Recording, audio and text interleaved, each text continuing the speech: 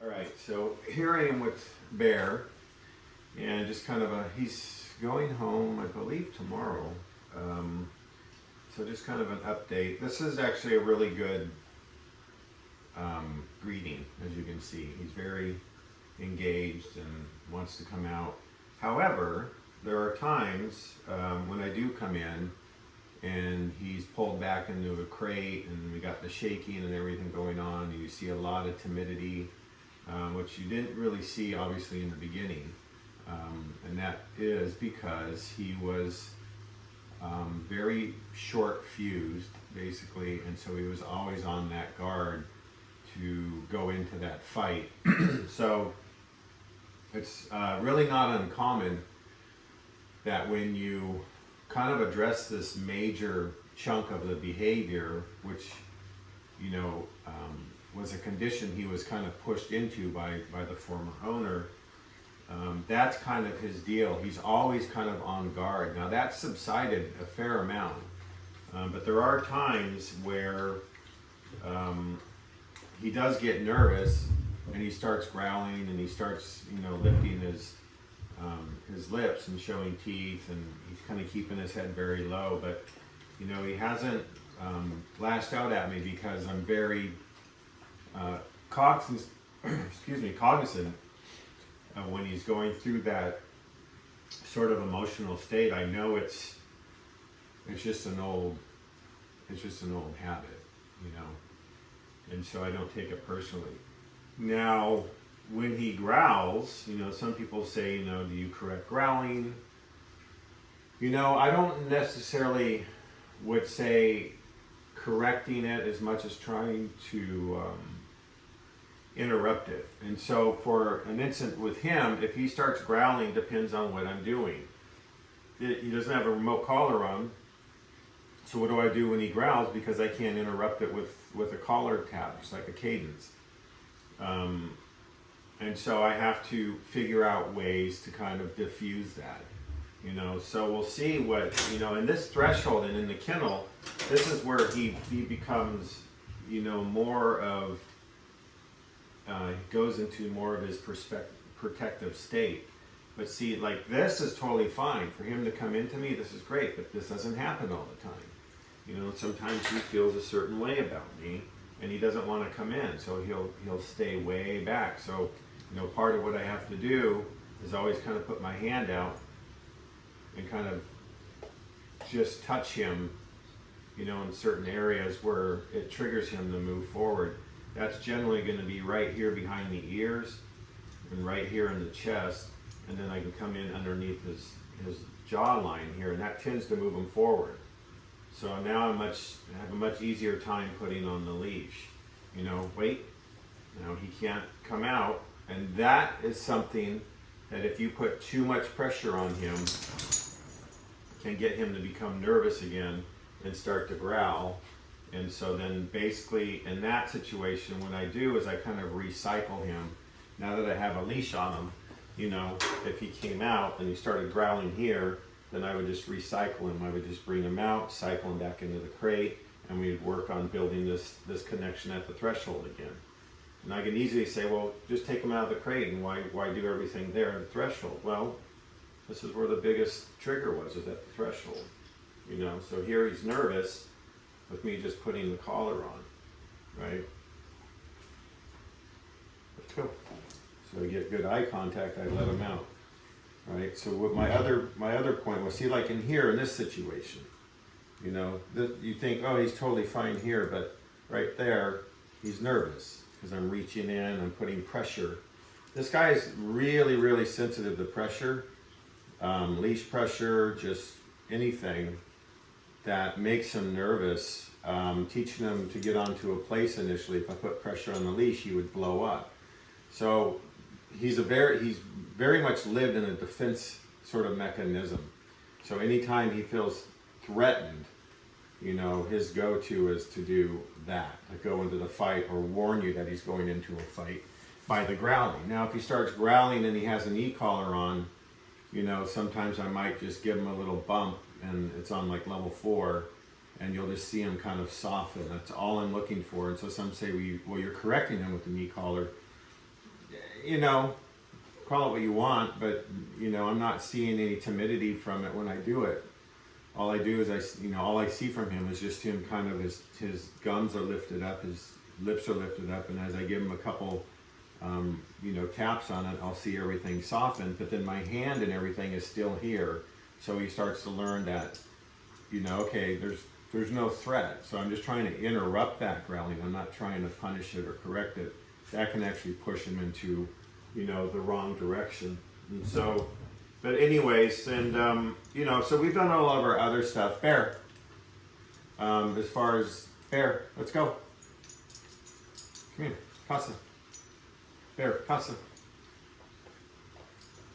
So we have, our command to go in and out of the crate. But see here, he's already nervous. You can't see it. There you go, buddy. But I can see him lifting his lips up again and baring his teeth. Now, I'm not tapping him for that because I know him pretty good now, and I know what he can tolerate, and what is just a little bit of an uncomfortable warning, like when he gives a little growl or something like that. I know it's just, he's just letting me know he's uncomfortable. So, something like that, I'm not going to jump on him all the time. But, I do want to interrupt that, that growling in certain situations. And that's just, really can't say which ones they are. It's just kind of like in the moment, it's like, okay, yeah, I want to interrupt that, He also had some resource guarding issues. That was actually fairly easy to, take care of. And again, that was another tricky situation because sometimes when I'm doing resource guarding, I want to teach the dogs to move off of something. But, prior to that, I've taught the dogs let's go. I taught the dogs leave it off of other benign things. And then I increase the value of those things. And I'm asking the dog to leave. I want to step into the dog and have him move away from the food or the object. Sometimes that's not a viable option. So what I'll do, I also have an out command. So what I'll do if a dog is guarding something or grabs something that he wants to guard and he goes in under the couch or whatever the case might be, I necessarily can't move into the dog to get him to release that object. But if I have a good recall and I have a good out command and I have a good place command, I can recall that dog. Good chance he's going to bring that object with him. As he gets to me, I can ask him to out it. If he tries to get it, I can ask him to leave it, and then I can say a let's go, and I can send him to his place and problem resolved. Here, what happened is that he was starting to go, let's go, you want to come out and explore? He was becoming more timid when I approached the crate, which again, as I explained earlier, that was fine, that was progress, that was that's actually who he is, right? He has this timid side to him. So when I would open up this gate, sometimes he would go to the back, of the kennel. So then when I put his food down, really all I had to do is just kind of stand here and I could just see him physically hunkering over. He wasn't baring teeth, or I think there might have been a little bit of a growl. And I would he was on level 5 on the collar, and I would just tap it just like in a cadence, just boop, boop, boop, boop. And I would just see him soften and he would move away from the food. And then once he moved incrementally away from the food, I walked away and I let him have it. I'm not a big fan, and especially with a dog like this, I'm not a big fan of putting the food down, moving into him and getting him to move away from it, and then releasing them, and then doing it and repetitively over and over and over again.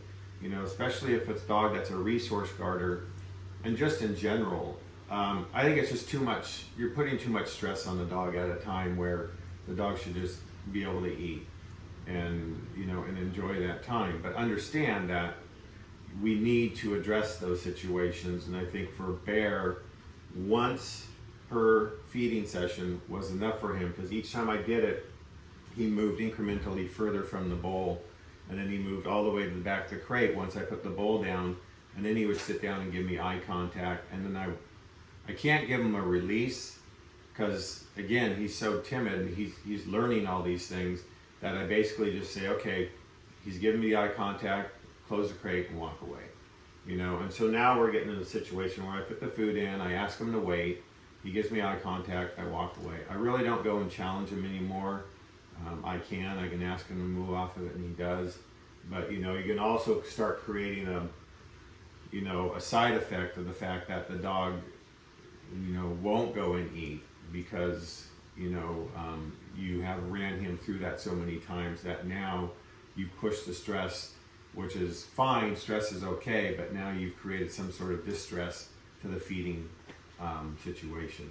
So again, it's good to teach the dogs to move off of stuff. That's what I like to do. When I'm doing feeding stuff, I may do 2 repetitions and that's it. I'm not gonna rail the dog on like 5 reps, over and over, down, leave it, and then release it. It's like 1 or 2 times. You feed the dogs twice a day. Trust me, it's plenty enough repetitions in that time. So anyway, so that's the update on Bear, and we've been pack walking him, and he's doing great out there. And so he's a tricky dog, so we're just going to teach the owners how to kind of be with him and how to read him, and over time it's just going to take a while to get him to kind of be more at ease. But there's always going to be that propensity, I think, with these dogs where they're always going to warn you, and I think those warnings are really good things for us, that are flags for us as a human to say, hey, slow down and pay attention to what the dog's telling you. Because the owners can tell me everything about what's going on with the dog, but when I spend time with these dogs day in and day out, that's why I'm the only one who handles them. I get to know those dogs, on a real intimate level. And that's what I want to teach the owners too, is to understand that. So, he'll probably always have that propensity to probably growl a little bit, and he may just blow up. He blew up at me just the other morning. Juno was in here, and he kind of blew up at Juno when I went over to the crate and said, Bear, leave it. He went back to his old behavior and he blew up at me. So I can't get upset about that, and I can't feel like I've had a setback. It's just who he is. It's going to take time for him to kind of clear this and build that new neural pathway, and that's pretty much going to be what the owners are going to learn and what they're going to follow through with. Once I got down here and opened up the crate, he stopped exploding. So it wasn't like he was trying to bite at the latches like he was in the previous video. So anyways, pretty happy with the progress, but again, he's a work in progress, and that's just how it's going to be, and you just have to learn how to adjust. But he is a very sweet dog, and he's over there sitting in the sunshine right now. So we're going to go out and do a little bit of work. But thanks for watching, and thanks for watching the series.